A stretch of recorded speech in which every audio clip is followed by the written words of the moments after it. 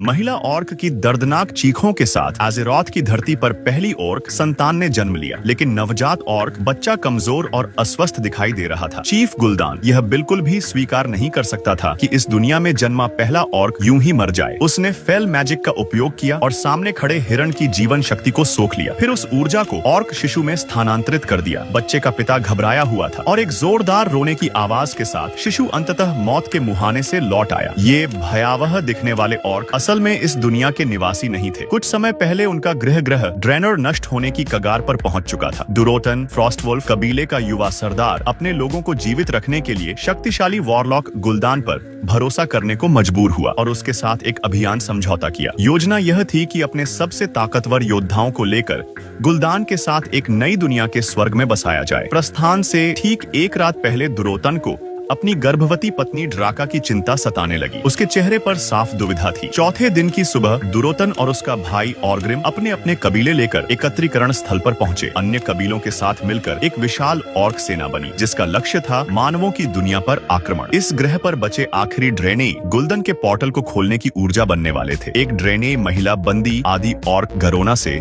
दया की भीख मांगती है, लेकिन उसे नहीं पता था कि यह आकर्षक हाफ ऑर्क खुद बेहद निम्न दर्जे पर है और कुछ भी नहीं कर सकती। इसी बीच गुल्दान भावनात्मक भाषण देकर ऑर्क योद्धाओं में नए घर का सपना जगा देता है। समय आने पर वह अपने हाथ फैलाता है और फेल मैजिक का प्रयोग करता है। अनगिनत ड्रेनी चीखते हुए अपनी जान खो देते हैं। उनकी ऊर्जा विशाल पोर्टल में भर दी जाती है। हरे अजीब प्रकाश के साथ पोर्टल पूरी तरह सक्रिय हो जाता है और दूसरी ओर नई दुनिया दिखाई देती है। ऑर्क योद्धा दहाड़ते हुए पोर्टल में कूद पड़ते हैं। ब्लैक हैंड, ऑर्ग्रिम और दुरोटान सबसे पहले प्रवेश करते हैं, लेकिन यात्रा के दौरान दुरोटान चोरी छिपे अपनी गर्भवती पत्नी ड्राका को भी साथ ले आता है। वॉइड के भीतर ड्राका को प्रसव पीड़ा शुरू हो जाती है। घबराया हुआ दुरोतन उसे जबरदस्ती एज़रोथ में ले आता है। ब्लैक हैंड इस पर आपत्ति करता है, लेकिन गुल्दान इसे शुभ संकेत मानता है और स्वयं प्रसव कराता है। एक चीख के साथ एक और ऑर्क जन्म लेता है। वह भी कमजोर होता है और गुल्दान फिर फेल मैजिक से एक हिरण की जीवन शक्ति शिशु में भर देता है। ऑर्क हॉर्ड में जोश फैल जाता है। A new warrior for the horde, और यहीं से वॉरक्राफ्ट की कहानी शुरू होती है। उधर उत्तर में ड्वार्व्स की राजधानी आयरन फॉर्ज में मानव सेनापति लोथर राजा के आदेश से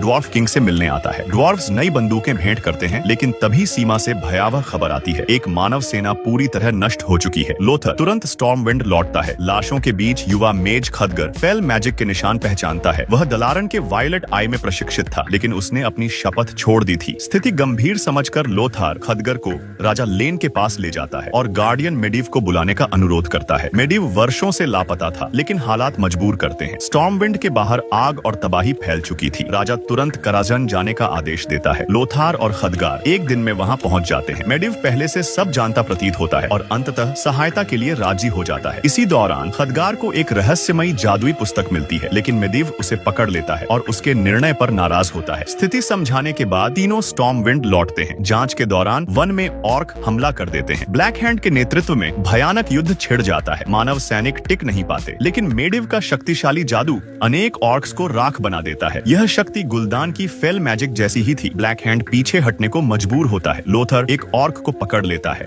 उधर गरोना भागते समय खदगार द्वारा पकड़ ली जाती है। उसकी भाषाई क्षमता देखकर मानव समझ जाते हैं कि वह अहम कड़ी है। स्टॉर्मविंड में राजा स्वयं गरोना से पूछताछ करता है। वह बताती है कि ऑर्क्स दूसरी दुनिया से आए हैं और पोर्टल गुल्दान ने खोला। राजा उसे आजादी का वादा करता है, लेकिन गरोना भरोसा नहीं करती जब तक रानी उससे मानवीय करुणा से पेश नहीं आती। दूसरी ओर ब्लैक हैंड और दुरोटन गुल्दन के पास लौटते हैं। गुल्दन ब्लैक हैंड को हरी आग में हाथ डालने की सजा देता है। दुरोटन यह बर्दाश्त नहीं करता और उसकी बांह काट देता है। अब दुरोटन समझ चुका था, अगर गुल्दन को न रोका गया तो पूरी ऑर्क जाति विनाश की ओर बढ़ेगी। वह ऑर्ग्रिम से मिलता है और मानवों से हाथ मिलाने का निर्णय लेता है। इसी समय गरोना लोथार को ऑर्क शिविर तक ले जाती है। वहां हजारों मानव बंदी पोर्टल के सामने बलि के लिए खड़े होते हैं। गरोना फुसफुसाकर कहती है, 2 दिन बाद गुल्दान फिर पोर्टल खोलेगा और ड्रेनोर की बची हुई शक्ति, बची हुई ऑर्क सेनाओं को भी पूरी तरह यहीं स्थानांतरित किया जाएगा। यह सुनते ही लोथर का चेहरा बदल गया। वह तुरंत स्टॉर्मविंड लौटकर राजा को रिपोर्ट देने के लिए निकल पड़ा, लेकिन उनके जाते ही दुरोतन सामने आया। उसने सफलतापूर्वक गरोना से संपर्क किया और इंसानों से गुप्त वार्ता का प्रस्ताव रखा, ताकि गुल्दान का असली चेहरा उजागर किया जा सके। हॉर्ड के भविष्य के लिए गरोना ने यह संदेश तुरंत राजा तक पहुंचा दिया। विचार विमर्श के बाद बाद राजा ने मुलाकात को मंजूरी दी। निर्णय हुआ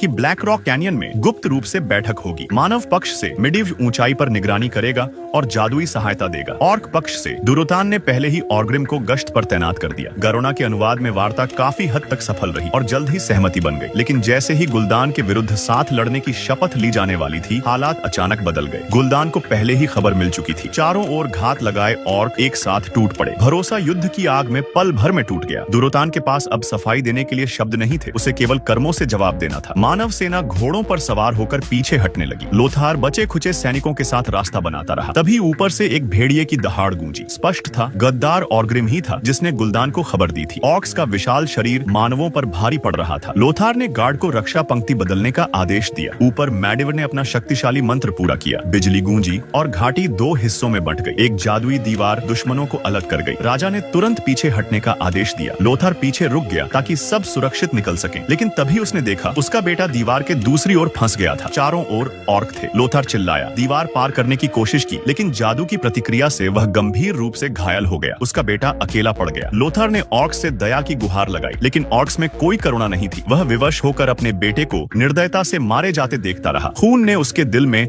नफरत की आग जला दी। उधर मेडिव जादू के अत्यधिक प्रयोग से बेहोश हो गया। उसे कराजान ले जाया गया और जादुई द्रव में रखा गया। कुछ ही देर में उसके भीतर की फेल एनर्जी उभरने लगी। खदगर को शक हुआ और वह दलारन सत्य जानने निकल पड़ा। मेडिवाच होश में आया और अपनी आखिरी शक्ति से गरोना को वापस भेज दिया। उधर ऑर्क शिविर में दुरोतान की गद्दारी उजागर हो गई। उसे पकड़कर काल कोठरी में डाल दिया गया। गुलदान ने दिखावे में ऑर्ग्रिम को इनाम दिया, लेकिन असल में डबल वुल्फ कबीले का संहार करवा दिया। ऑर्ग्रिम को जब एहसास हुआ तब तक देर हो चुकी थी। अपने लोगों को मरते देख उसने प्रतिज्ञा की दुरोतन को बचाने की। उसने जेल तोड़ी, ड्राका और बच्चे को छुड़ाया और दुरोतन को आजाद किया। दोनों भाइयों ने फिर हाथ मिलाया और गुलदान के विरुद्ध पवित्र युद्ध का निश्चय किया। इधर खदगर दलारन पहुंचा। वहां के जादूगर उसे तुच्छ समझते थे, लेकिन मेडिव के प्रमाण देखकर सच समझ गए। गार्डियन अलोदी ने भयानक सत्य उजागर किया। मेडिव वर्षों पहले फेल से दूषित हो चुका था और गुलदान का सहयोगी बन गया था। पोर्टल का मार्ग उसी की वजह से एज़ेरोथ से जुड़ा था। खदगर को समझ आ गया कि किताब में फेल को नष्ट करने का मंत्र था। उधर मेडिव अब पूरी तरह अंधकार में जा चुका था। वह महल की सभा में पहुंचा। लोथर गुस्से से भर उठा और राजा ने उसे कारागार में डाल दिया। मेडिव ने राजा को खुद युद्ध में उतरने के लिए उकसाया। उधर दुरोतन ने गुलदान को सार्वजनिक द्वंद्व की चुनौती दी। यह ऑर्क परंपरा थी, इनकार संभव नहीं था। शुरुआत में दुरोतन भारी पड़ा, लेकिन अंत में